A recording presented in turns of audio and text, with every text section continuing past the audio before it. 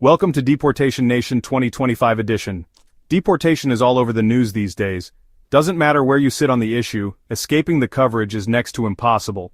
It's like trying to find a decent bagel in a gas station. You know it's out there somewhere, but it's probably stale and disappointing. Right now, the United States has decided to make a big push on deportation, and it's already started. Which, let's be honest, is about as surprising as a reality show contestant having a deep, dark secret. It's practically a given at this point. Because of that, a lot of people are under the impression that the United States is the only country closing its doors and giving the boot. Well, not quite. Most industrialized countries have been doing this since forever. Almost all countries have a standard legal immigration program. Some are strict, some not so much, but one thing they all have is illegal immigration, and that's where they see the problem and try and correct it with a good old-fashioned heave-ho. Today we're looking at the top 10 countries for deportation. Got it? Get it? Good. Let's take a look. First up we have Russia. Now you might think of Russia as a land of borscht, ballet, and bears wearing those little hats, but it's also a land of, well, let's just say it, deportations. Russia's stance on immigration is like the weather there, cold, harsh, and unrelenting. Despite a shrinking population due to war, low birth rates, and an aging workforce, Russia has deported almost 900,000 immigrants in recent years. That's right, folks. They're losing people faster than a Kardashian loses a husband, yet they're still kicking people out. And it's not just a few stragglers either. We're talking almost 1 million people. Immigrants make up about 8% of Russia's total population, and deportations have increased by 37% over the last 2 years. That's like throwing a welcome mat out your front door and then immediately setting it on fire. The majority of these unfortunate souls come from Central Asia, the Caucasus, China, North Korea, Vietnam, and Afghanistan. It's like a United Nations of people Russia doesn't want.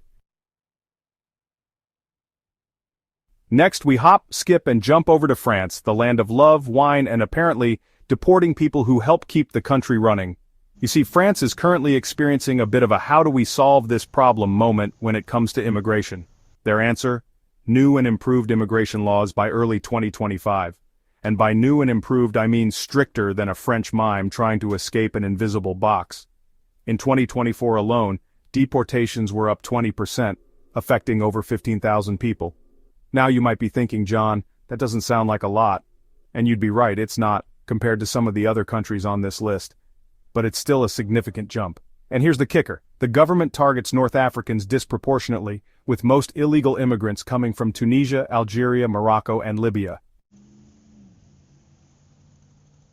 From the romantic streets of Paris we travel to Italy, home of pasta, gelato, and now deportation crackdowns. It seems even the land of La Dolce Vita is feeling the pressure. Deportations in Italy are up a whopping 30%, with 20,000 people shown the door in 2024 alone.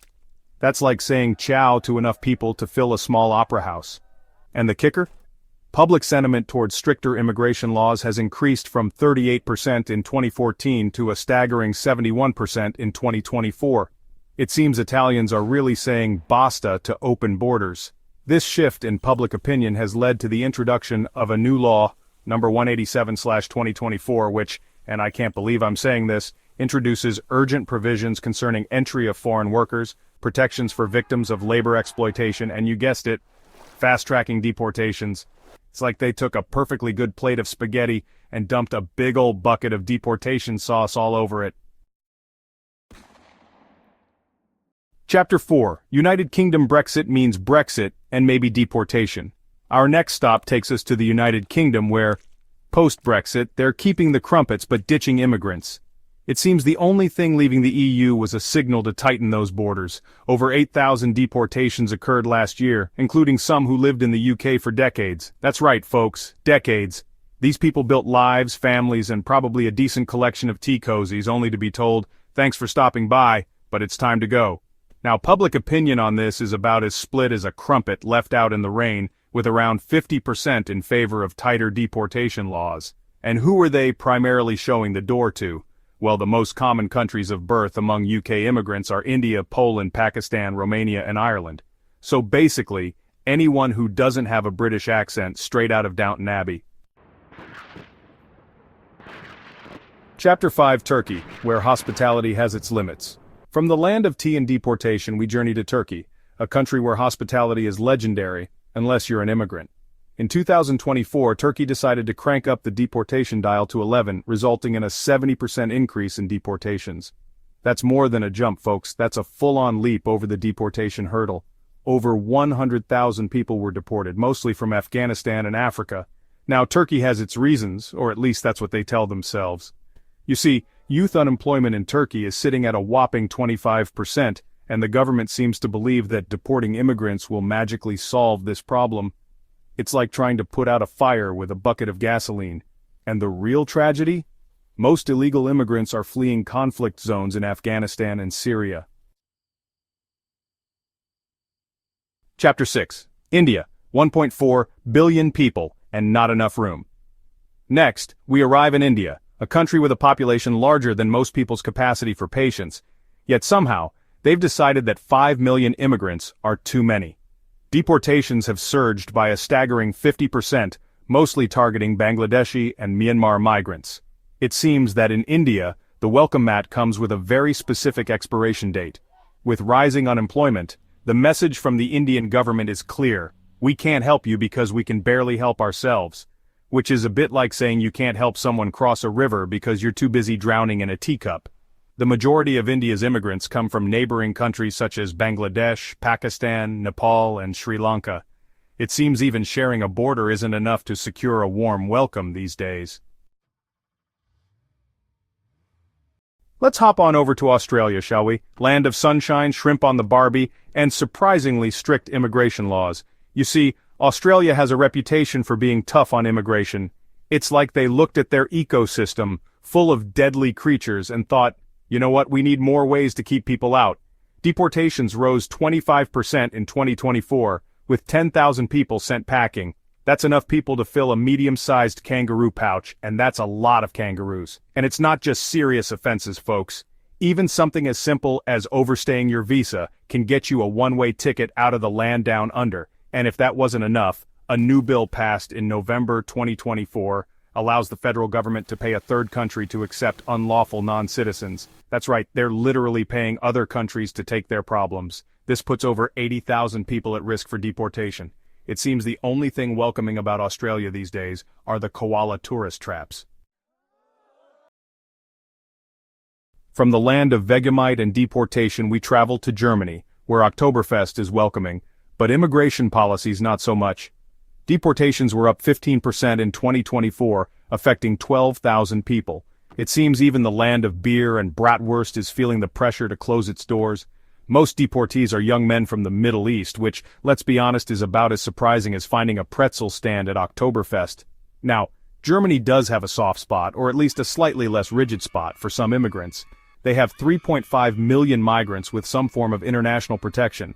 But they're also introducing a new scheme aimed at attracting qualified professionals while simultaneously closing the door on non-skilled workers. It's like saying, we'll take your brain surgeons and rocket scientists, but if you're a plumber or an electrician, well, auf Wiedersehen. Next we head to Saudi Arabia, a country practically built on migrant labor, yet somehow they're one of the strictest immigration enforcers. It's like owning a bakery and then deporting all the bakers. In 2023, over 300,000 people were deported, and estimates for 2024 are around 150,000. That's a lot of people being told to pack their bags and leave. Who are these unfortunate souls? Mostly young men from India, Pakistan, and Africa. It seems even working in the oil-rich kingdom isn't enough to guarantee your stay.